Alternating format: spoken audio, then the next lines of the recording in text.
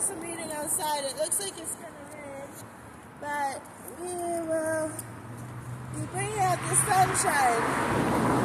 So, we're on page 66, the end of, I just thought we'd come outside. So, we have a couple more pages until the end of part 5. So let me see if we'll go into part 6. Okay, we'll go until the end of part 6 today on this session. So here we go.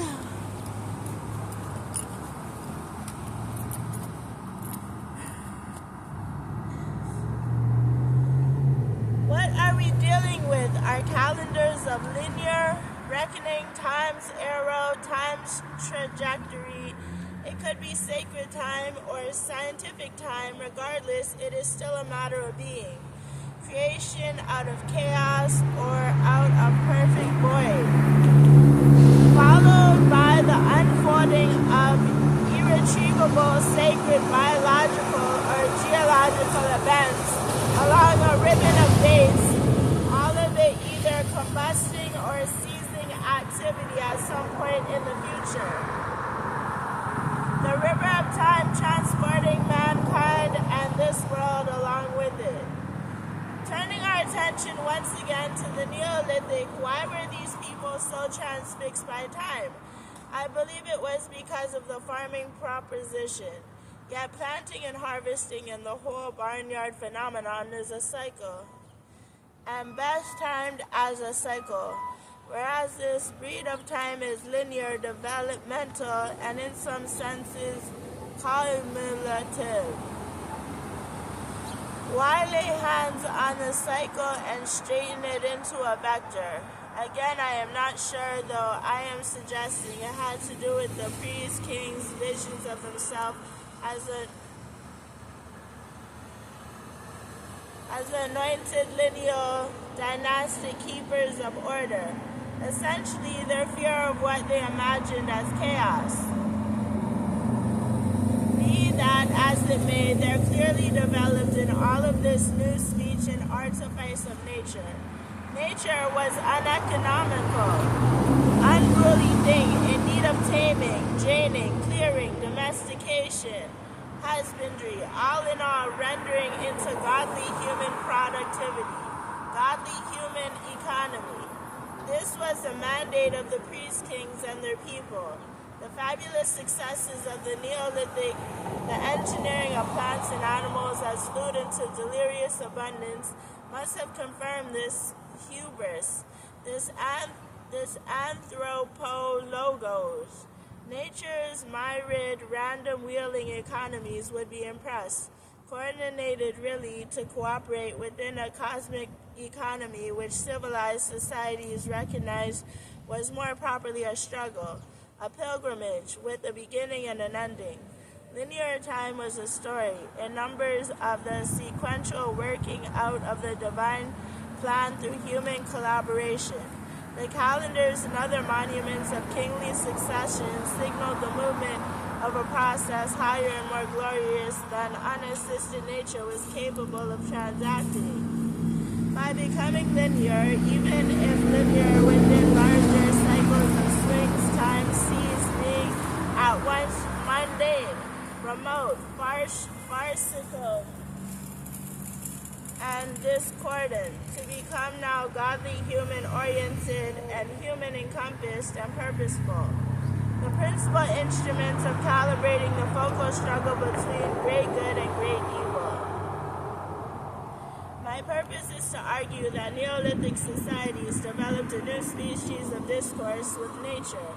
On nature would be more like it, not just very different from, but vigorously opposed to the animalized, confident, strangely fearless oral and manual dialogue typically of hunter societies.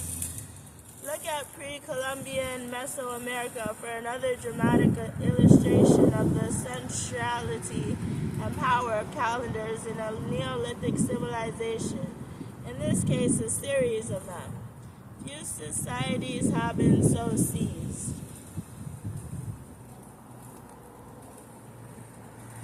by time and history as were the Mesoamericans of pre-Hispanic antiquity, beginning with the Olmec on the Gulf Coast of Mexico 1,000 or so years before the start of the Christian era, and ending with the imperial Aztec decapitation by European history in the early 1520s. Pre-Columbian Mesoamerica presents archaeologists with a wondrous array of intricate calendar counting the cycles of sun, moon, and various planets. It is a Swiss watchmaker's dream. 13 numbers each year with the 20 sacred signs. Divine daytimes, the day lords to form the 260-day Tzolk'in.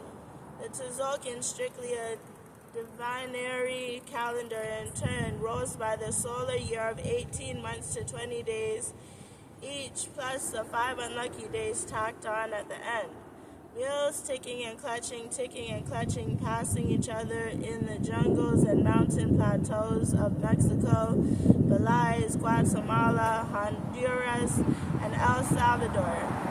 It takes 52 years for the Tzolk'in to complete all possible permutations of the solar year, and then the whole thing starts over again. If the gods will it, the Maya watchers of the sidereal heavens probably did not invent the 52-year cycle, which runs as a haunting theme throughout Mesoamerica history. Rather, they gave it fine-tuning. This is obviously cyclical time, connoting cyclical history, a history marked by creation, destruction. The message of the cycle was always of doom.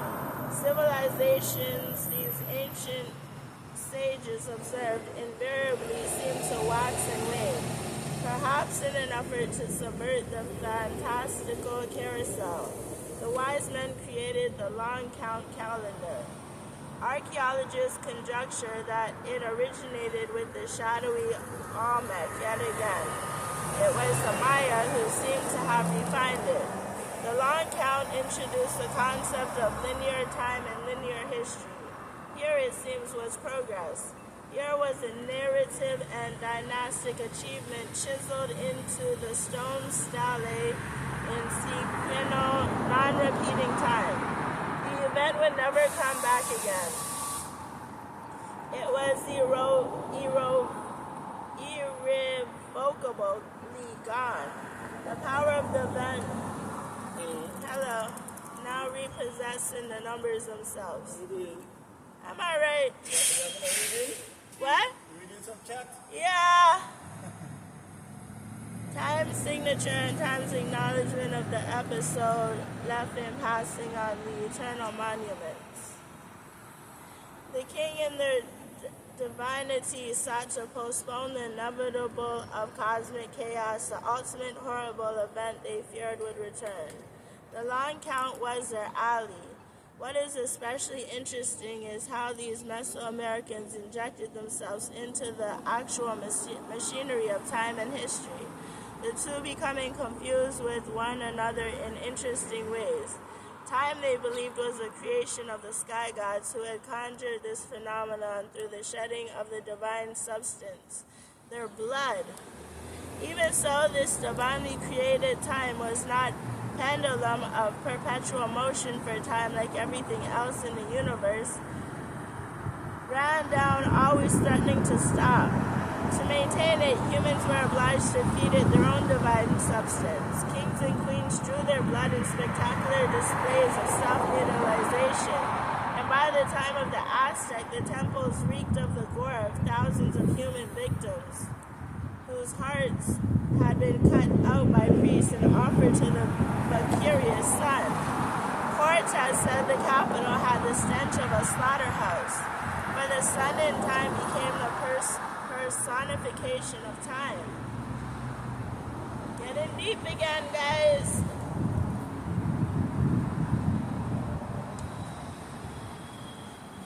I'm gonna cut it there and go upstairs or see if anyone else is awake now, so stay tuned for more of In the Spirit.